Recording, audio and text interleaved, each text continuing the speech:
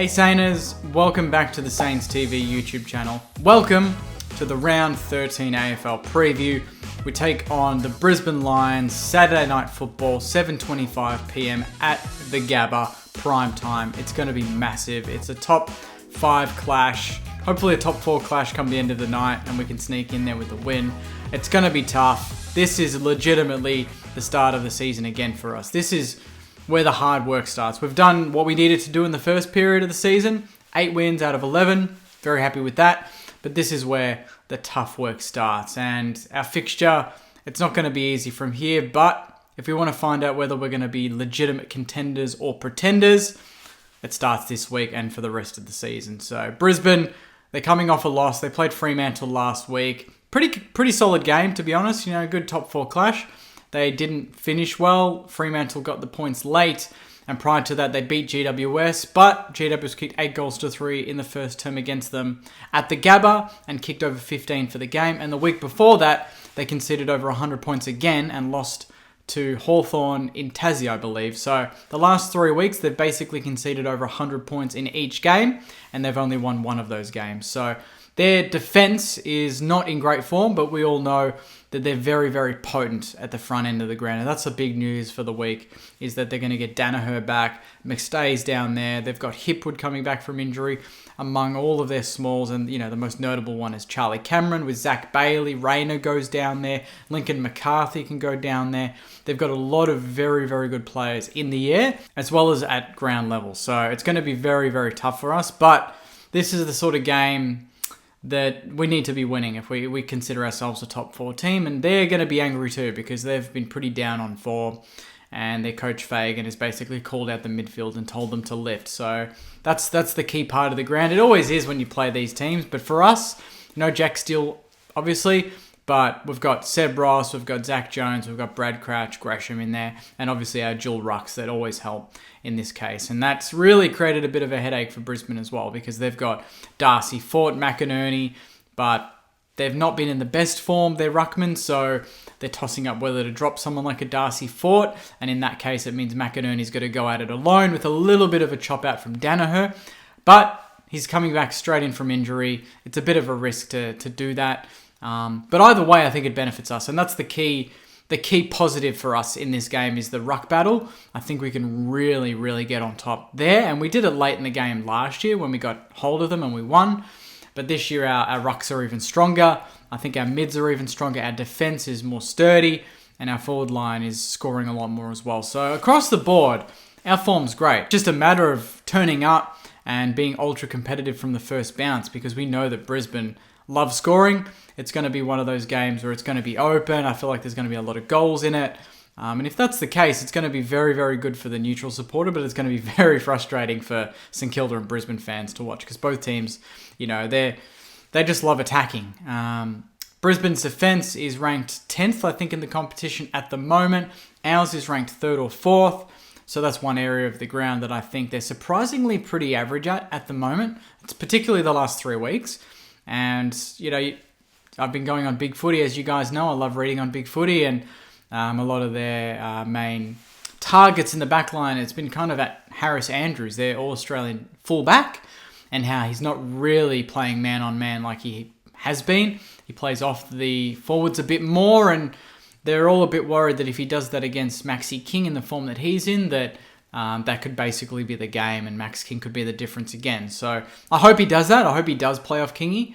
But that whole back line and forward line clash is going to be so important for this game, because they've got Gardner, who was injured, I think, in the game last week. They thought he might miss, but he's going to play. And then they've got someone like Marcus Adams, who's very, very good, and he's basically their Cal Wilkie. You know, not really the most talked up player, but he gets the job done every week and could easily find himself in All-Australian contention, just like Wilkie. So whether we keep someone like Sharman in the team just to play on Adams and basically do what he did when he played on Tom Stewart against Geelong, or do we bring in, obviously Jack Higgins is the one that could come straight back in, and then you've got Dan Butler, who had a best on ground performance in his last Sandy game, had 23 disposals, kicked 5 goals, and then you've also got Hunter Clark, you've got Highmore.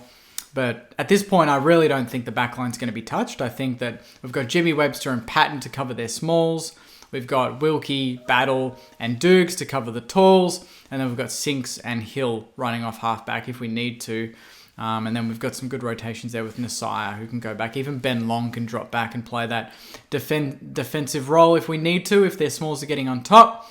But he can also go and play the other end, and he might find himself on someone like Daniel Rich. So I think, matchup-wise, it's going to be pretty level. I don't see any major matchups being a huge concern for us. I think that, if anything, their small forwards are the biggest concern. Bailey, Rayner, Cameron, and McCarthy.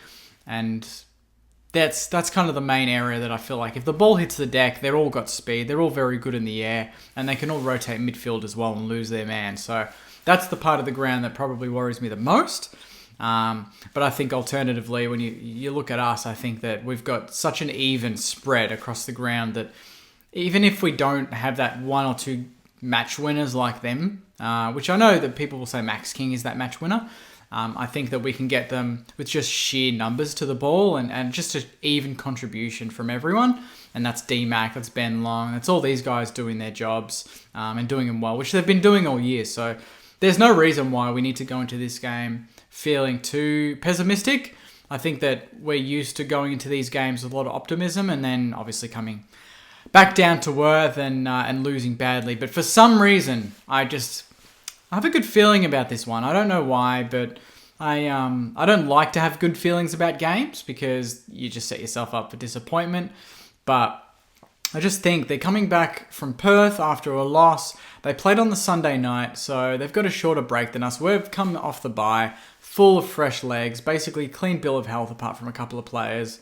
And we know that they're a good team and we have to hunt them. And I think when we find ourselves in that position of playing as the hunter, we're very, very good. And we've got form against them. We beat them at Metricon last year pretty comfortably.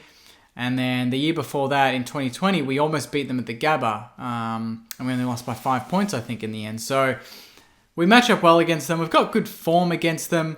I think that if we can break even in the midfield, that really sets us up because they've obviously got Lockie Neal, who's a superstar. They've got Jared Lyons, who's great. Rayner can go through there. McCluggage is going through there a bit more. And even Jared Berry, his form's picked up. I think that he goes under the radar a little bit, but he's very, very good. He's very quick. And he can go forward and kick goals. So I think Berry's one we need to keep an eye on. And then their rucks, they're going to push forward. I know Darcy Fort doesn't do it as much, but I think that McInerney loves to push forward. But if they do drop Fort, I don't think McInerney has that luxury because obviously Danaher will be playing forward predominantly anyway, so they're not going to have both of them down there. And then they run the risk if they play Fort and McInerney and Danaher, there's a lot of talls there, and maybe they're too tall. And the one way I do think we can get them as well is through our leg speed. I think they've probably got the more experience inside, but I think on the outside we can get them. And it's not because we're better or we're quicker by foot individually, but I think across the ground we just generally move the ball a bit faster than most teams and break the lines a bit more through our play. Even Seb Ross, you wouldn't say he's a fast player, but he breaks the lines and looks fast, and that makes us play fast, if that makes sense. So I think that might catch them off guard, and that's what got them last year. We started playing fast on the second quarter onwards, and we got the job done doing that. And if they're going to concede 15 goals again this week, I don't see how we concede more than that. I think our defense is just rock solid at the moment. So if they're going to want to play a shootout, I say bring it on. But I think, for us, it's just take the game on. Learn from the Melbourne game. The Melbourne game, we were so focused on Melbourne in the first half, we forgot about our own bloody game plan. In this game, regardless of whether it's away or not, I know it's at the Gabba and they've got very good form there, but we saw what GWS did. They came out, kicked 8 goals to 3 or 4 in the first term. Went bang. They didn't go on with the win, but I feel like if we did something similar, we can definitely go on with the win. We've got stability down back. We've got a very good workman-like midfield that doesn't get beaten too heavily. Although last week or the week before against North, I thought clearance-wise we were a bit average, but I think that's just a one-off, and we've been generally pretty good at that. And if we can get enough supply into the forward line, I think Max King in the form that he's in, regardless of whether he's playing on Andrews or not, I think can kick a winning score. So It's really an attitude type game for us. We need to go into this believing we can win and not just go into it thinking, oh, let's be competitive and that's good enough. Because at this point, if we win this game, we go against Essendon at 9-3. It's going to be a big game, Spud's game. That's the exact position that you want to be in as a top 4 team. And there's teams around us that are winning now. Geelong's got a very easy run in the next 10 weeks. You've got Richmond playing good football. The Bulldogs getting into form. Sydney having a very good win against Melbourne last week, so they've got form as well. Obviously, Freo are flying. So it's really, if you want to make it, you bloody have to just step up and do the job. And this is a perfect opportunity for us. So I'm really looking forward to it. I think it's a 50-50 game. I know that at the Gabba, people will say Brisbane are favourites, but I know a lot of Brisbane fans, and they're not feeling confident at all. It's a good.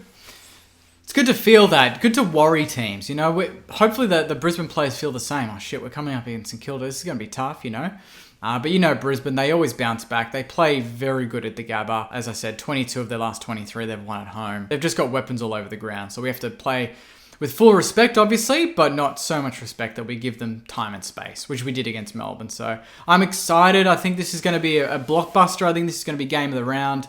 And I'm going to be at the Saints Disco on Saturday night at the Bentley Social from 5 p.m. to end of the night. So if you're a Sainer and you're in Melbourne and you haven't got plans, check out the Saints event on the Facebook page, RSVP, and we'll organise numbers and you'll get 15% off food and drink and the footy on a projector screen or two. So it's going to be a big one. I think this is the ultimate test to just to reaffirm where we are as a team. If we are competitive and we go down to a better team, that's fine. If we get the job done, you're thinking, shit, Saints are on this year. And if we get absolutely blasted out of the water, we're like, okay, we're back in the pack. We need to fix a few things now. So I'm really excited, as I've said about 50 times in this video. Hopefully you are, Sainers. I'd love to hear your thoughts. Please comment your thoughts below in the comments. How do you think we're going to go? Where is the biggest worry on the ground against Brisbane? What player do we need to stop? Do we need to tag someone? Or are you, backing the boys in to just play their game and hope that that's good enough? So it's going to be massive. Top 5 clash, as I said. Hopefully we can get the job done. I'll be back after the game on Saturday night for my live review. If we win, I'll probably do it at the Bentley Social with all the Sainers. And if we lose, well, we'll see what happens. But until then, Sainers, take care of yourselves. Enjoy the rest of your week. And I'll see you after the game on Saturday night. Go, you Sainers.